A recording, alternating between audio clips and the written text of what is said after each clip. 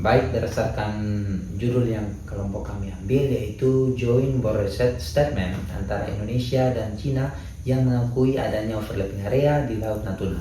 Saya sendiri Brandon Raja sebagai host dan juga narasumber keempat, dan teman-teman saya narasumber pertama Matius Lumura Sarmento. Saya narasumber kedua Wisnu Putra Dia Makandolo. Saya narasumber ketiga Abai Ilham Suriwu. Dan saya narasumber kelima Ivana Kristiani Foe. Baik, kami di sini akan memberikan pendapat kami masing-masing sebagai mahasiswa hukum tentang judul yang kami ambil. Baik, berikut adalah analisis hukum tentang Joint Border Statement antara Indonesia dan Cina yang mengakui adanya overlapping area atau wilayah tumpang tindih di Laut Natuna.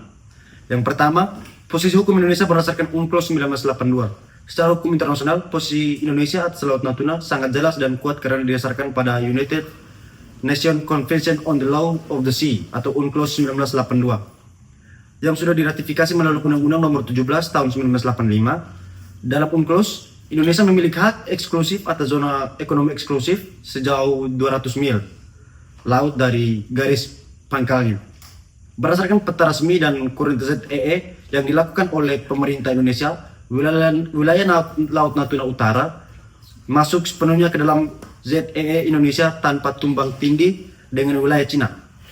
Oleh karena itu, secara hukum tidak ada overlapping area antara ZEE Indonesia dan Cina di kawasan tersebut. Baik, yang kedua, Nine Dash Line Cina, klaim tanpa dasar hukum. Klaim Cina atas Laut Cina Selatan melalui konsep Nine Dash Line tidak memiliki dasar hukum yang sah menurut UNCLOS. Bahkan dalam putusan permanen Court of Arbitration atau PCA tahun 2016 dalam kasus Filipina versus Cina, pengadilan menegaskan bahwa klaim historis tersebut tidak memiliki validitas hukum internasional. Dalam konteks Laut Natuna, wilayah yang diklaim Cina secara historis tersebut berada di zona ekonomi eksklusif Indonesia yang sah menurut UNCLOS. Sehingga klaim Cina tidak relevan secara hukum dan pengakuan Indonesia terhadap overlapping area justru bertentangan dengan dasar hukum yang berlaku.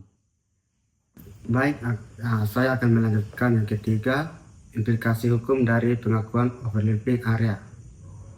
Apabila Indonesia dalam joint border setempat dengan Cina menyebut adanya overlapping area, maka secara hukum internasional hal ini dapat dianggap sebagai bentuk pengakuan implisit terhadap adanya sengketa atau ketidakjelas batas.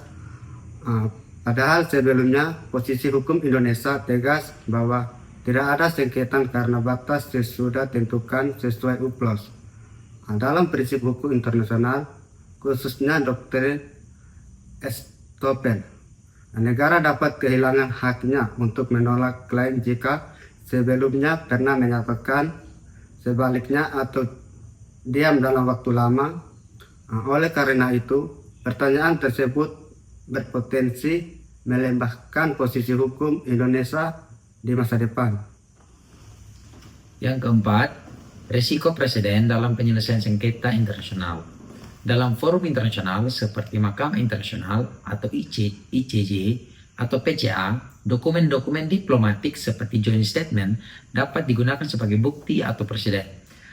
Jika Indonesia menyatakan bahwa terdapat area tumpang tindih, maka pernyataan tersebut bisa menjadi celah hukum bagi Cina untuk membangun argumen baru bahwa Indonesia telah mengakui sebagian wilayah Laut Natuna sebagai wilayah sengketa.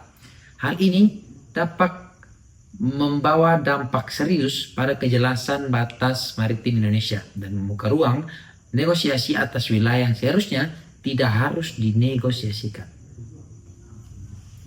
Baik, selanjutnya yaitu kewajiban konstitusional dan hukum nasional menurut pasal 25A Undang-Undang Dasar 1945, yaitu negara wajib melindungi keutuhan wilayah negara kesatuan Republik Indonesia.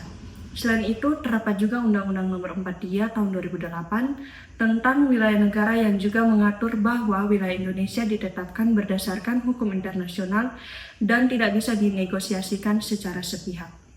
Oleh karena itu, setiap bentuk pengakuan atas overlapping area di Laut Natuna yang tidak sesuai dengan ketentuan UNCLOS bertentangan dengan konstitusi dan hukum nasional, serta dapat dianggap melampaui kewenangan diplomasi biasa.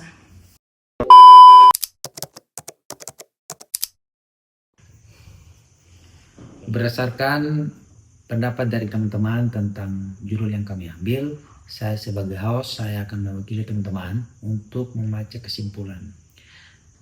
Secara hukum, pengakuan adanya overlapping area antara Indonesia dan Cina di Laut Natuna melalui Joint Border Statement merupakan langkah yang bertentangan dengan prinsip UNCLOS 1982, hukum nasional Indonesia, dan dapat melemahkan posisi hukum Indonesia secara internasional. Meskipun pernyataan bersama bersifat non-binding atau tidak mengikat secara hukum, isi dan terminologinya bisa dijadikan rujukan dalam sengketa hukum di masa depan. Karena itu, Indonesia harus lebih tegas, konsisten, dan berhati-hati dalam mengambil dokumen diplomatik yang menyangkut dengan batas wilayah dan kedaulatan negara. Saya sebagai host mewakili teman-teman semua akan menutup ruang diskusi kami ini. Apabila ada salah kata dari kami mohon maaf. Sekian dan terima kasih.